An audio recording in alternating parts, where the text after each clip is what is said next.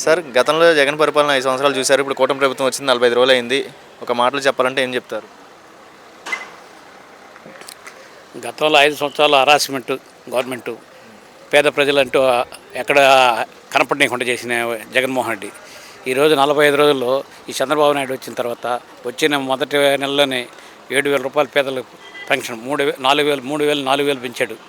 4,000 పెంచుతూ మార్చి April May నెలలు కూడా కలిపి 7,000 రూపాయలు ఇచ్చిన ఘనత ఒక చంద్రబాబు నాయుడికే జరిగింది. ఈరోజు ఎక్కడైనా ప్రశాంతంగా ఉన్నారు పేద ప్రజలు, ఎక్కడ గొడవలు కానీ ఏం లేవు, ప్రశాంతంగా జరుగుతుంది.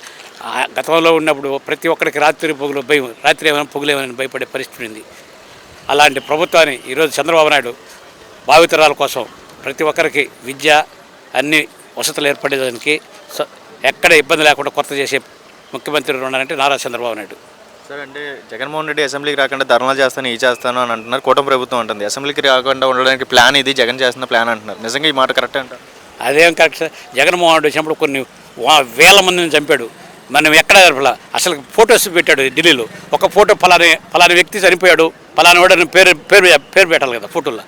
ఏదేవో పెట్టుకుంటే ఏమన్నా అర్థం ఉంది? అది పేద ప్రజలు బ్రహ్మాండంగా తెలుసుకుంటున్నారు. ఈ రోజుల్లో తెలియని ప్రజలు అంటూ లేరు. ప్రతి టీవీలో వస్తున్నాయి, ఛానల్లో ప్రతి ఒక్క విషయం తెలుస్తుంది. అలాంటి అందువల్లనే ఆయన 11 సీట్లకు పరిమితం అయింది. ప్రతిపక్ష హోదా కూడా లేకుండా చేశారు. ఇంకా కూడా తెలుసుకోకుండా ఇదే విధంగా చేసుకుంటే రేపు ఆయన పులివెందులో కూడా గెలిచే పరిస్థితి లేకుండా పరిస్థితి ఏర్పడుతుంది.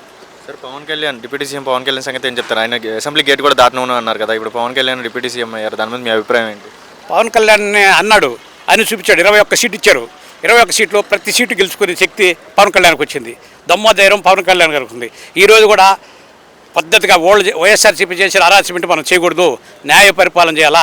ప్రజలు మనల్ని ఎన్నుకున్నారు, రాష్ట్ర ప్రజలకి ఆనందంగా ఉండే పరిపాలన చేయాలనే ఉద్దేశంతో ముఖ్యమంత్రి నేను తప్పు చేసినా కూడా నన్ను కూడా క్షమించొద్దు అనే మాట్లాడుతుంటే ఒక పవన్ కళ్యాణ్కే దక్కింది. కేంద్ర ప్రభుత్వం నుంచి 15,000 కోట్లు అనేది శాంక్షన్ చేశారు కదా. సో అమరావతి డెవలప్మెంట్ పరంగా ముందుకెళ్ళిద్దంటారా, అన్ని గవర్నమెంట్ లాగా వెనకబడే ఉండిద్దంటారా? గతంలో ఈ అమరావతి అనేది కనుమరుగు చేశాడు. 3 రాజధానులు, ఒక రాజధానికే దిక్కు లేకపోతే 3 రాజధానులని 5 సంవత్సరాల కాలం కలిపాడు. ఈరోజు పోలవరం అయితేమి అమరావతి అయితేమి ఇండియాలో నరేంద్ర మోడీ గారిని రాష్ట్ర ప్రజలందరూ ధన్యవాదాలు తెలియజేయాలా. 15,000 కోట్లు ఇచ్చాడు బ్రహ్మాండంగా డెవలప్ చేసుకోమని. పోలవరాన్ని 2 సంవత్సరాల్లో కంప్లీట్ చేస్తానంటున్నాడు 26లో. అలాంటి ప్రధానమంత్రి కావాలా, రాష్ట్రంలో ముఖ్యమంత్రి నారా చంద్రబాబు నాయుడు కావాలా. పవన్ కళ్యాణ్ తోడుగా ఉండి బ్రహ్మాండంగా రాష్ట్రం డెవలప్ కావాలని కోరుకుంటున్నాం. 20 సంవత్సరాలు వెనకబడిపోయింది. అలాంటిది ఈరోజు 5 సంవత్సరాలనే ముందుకు వచ్చే పరిస్థితి 2029కే బ్రహ్మాండమైన పరిస్థితి ఏర్పడుతుంది. బ్రహ్మాండంగా అవుపడిన తర్వాతనే ఎలక్షన్కి వచ్చే పరిస్థితి ఏర్పడతారు పవన్ కళ్యాణ్ అయితే Chandrababu Naidu. Sir thank you so much. గతంలో జగన్ పరిపాలన 5 సంవత్సరాలు చూశారు. ఇప్పుడు కూటమి ప్రభుత్వం 45 రోజులు అయింది వచ్చి, ఎలా అనిపిస్తుంది? అప్పటికి ఇప్పుడు డిఫరెన్స్ ఏంటంటే ఏమని చెప్తారు? అప్పటికిప్పటికి చాలా పరిపాలన మారింది సార్. ప్రజెంట్ ఉద్యోగ అవకాశాలు కూడా బాబు గారు కల్పిస్తున్నారు. శ్వేతపత్రాలు విడుదల చేస్తాం కూడా చాలా నచ్చింది. ఆ శ్వేతపత్రాలు విడుదల కూడా నిజంగానే తెలుస్తున్నాయి. నిన్న శ్వేతపత్రం విడుదల చేస్తే పోలవరంలో ఎంత లాసో తెలిసింది, మద్యం విషయం ఎంత లాసో తెలిసింది. బాబు గారు వచ్చిన తర్వాత డెవలప్ జరుగుతుందని ఆశిస్తున్నాం సార్. అంటే గతంలో చూశారు కదా జగన్ పరిపాలన, ఆ పరిపాలన మళ్ళీ అంటే ఉద్యోగాల పరంగా చాలా ఇబ్బందికరంగా ఉండేది. ఇప్పుడు ఈ గవర్నమెంట్ ద్వారా ఏమైనా ఉండిద్దంటారా? ఉద్యోగాల పరంగా వస్తాయంటారా? ఎగ్జాంపుల్ చెప్తే mega DSC sir. Mega DSC అనేది ఆ టైంలో 6,000 రిలీజ్ చేశారు. ఈ టైంలో 16,000 చిల్లర పోస్టులు వేస్తున్నారు. ఎంతకన్నా అభివృద్ధి ఇంకేం చేస్తారు సార్? అలాగే పోలీస్ శాఖలో కూడా త్వరలో నియామకాలు చేపడతానని చెప్తున్నారు. సార్ ఇప్పుడు చూస్తున్నట్లయితే కేంద్ర ప్రభుత్వం నుంచి 15,000 కోట్లు అనేది శాంక్షన్ చేసింది అమరావతి డెవలప్మెంట్ కోసం. ముందడుగు వెళ్ళిద్దంటారా అమరావతి, అలాగే ఉండిద్దంటారు?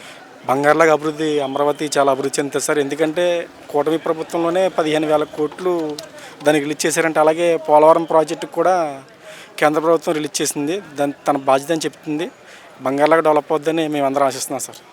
పవన్ కళ్యాణ్ సంగతి ఒక మాటలో చెప్పాలంటే ఏం చెప్తారు? పవన్ కళ్యాణ్ అనేది వన్ అండ్ హీరో అండ్ ఆయన వల్లే కూటమి అధికారంలోకి వచ్చింది.